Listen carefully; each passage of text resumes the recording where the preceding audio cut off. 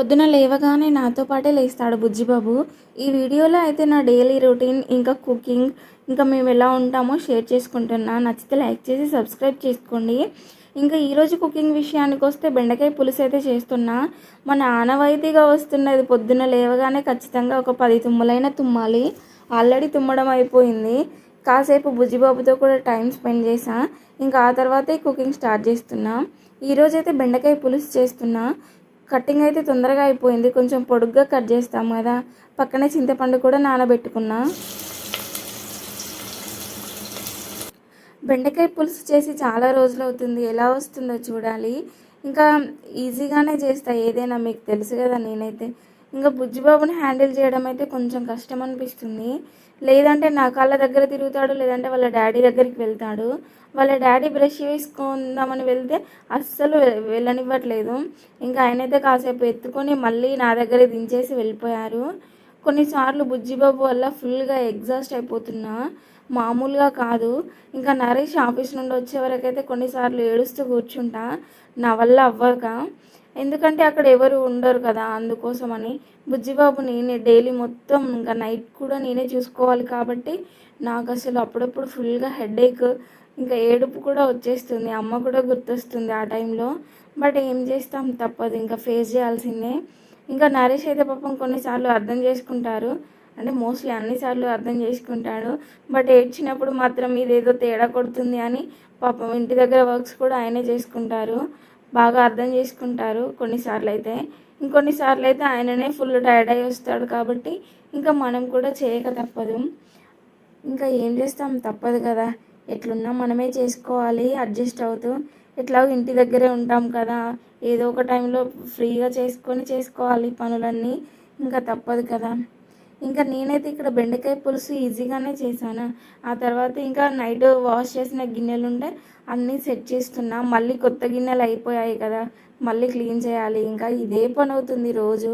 ఎంత వద్దనుకున్నా కూడా ఫుల్గా గిన్నెలు అవుతున్నాయి. ఇంకా మధ్యాహ్నం నరేష్ అయితే ఇంకా మార్నింగ్ ఆఫీస్కి వెళ్ళిపోయారా. ఇంకా బుజ్జిబాబు అయితే నాకు చుక్కలు చూపిస్తాడు.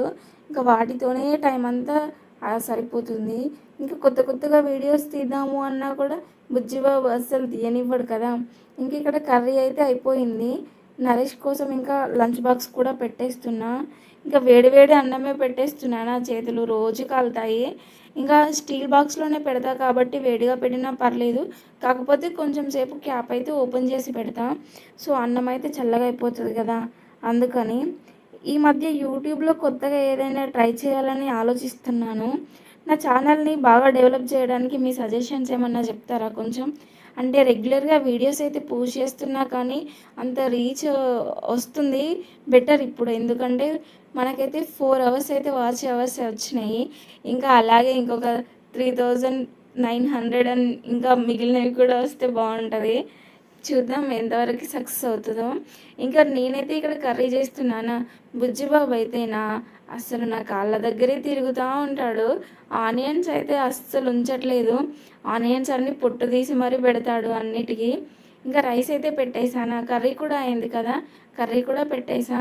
ఆయన అయితే ఇంకా బయలుదేరుతున్నాడు. ఆయన తినేసాడు కూడా. అదే టైంలో బుజ్జిబాబుకి కూడా పెట్టేస్తా. ఆయన తింటుంటే ఈజీగా తినేస్తాడు ఆయన చుట్టూ తిరుగుతూ. ఇంకా నరేష్ వెళ్ళిపోతున్నాడు. ఇంకా మాకైతే ఫుల్గా టార్చరు డే మొత్తము, ఇంకా భరించాల్సిందే. ఇక్కడ బుజ్జిబాబు చూడండి, వాళ్ళ డాడీని అస్సలు వదలట్లేదు, ఆయన దగ్గరికే వెళ్తున్నాడు. కాసేపు అలా ఎత్తుకొని మళ్ళీ నాకు ఇచ్చేసాడు, మళ్ళీ చేతులు చాపుతున్నాడు. అలాగే 2-3 టైమ్స్ అయింది. ఇంకా ఫైనల్గా నాకైతే ఇచ్చేసాడు. ఇంకా ఆయన అయితే వెళ్ళిపోతున్నారు. ఇంకా ఫుల్గా బాధ ఇస్తుంది అప్పుడప్పుడు ఆయన వెళ్ళిపోతుంటే, మేమిద్దరమే ఉండాలా అని. ఇంకా తప్పదు కదా. ఆయన అయితే బాయ్ చెప్పి వెళ్ళిపోతున్నాడా. బుజ్జిబాబు చూడండి ఇక్కడ అటే చూస్తాడు మొత్తం చాలాసేపు. మా డాడీ వెళ్ళిపోయాడు అనుకుంటాడో ఏమో, అటే చూస్తాడు ఫుల్గా. చూసి నవ్వుతాడు కిందకి చూసి నరేష్ని, భలే అనిపిస్తుంది. చూడండి ఎలా చూస్తున్నాడు, అసలు మామూలుగా చూడాడు.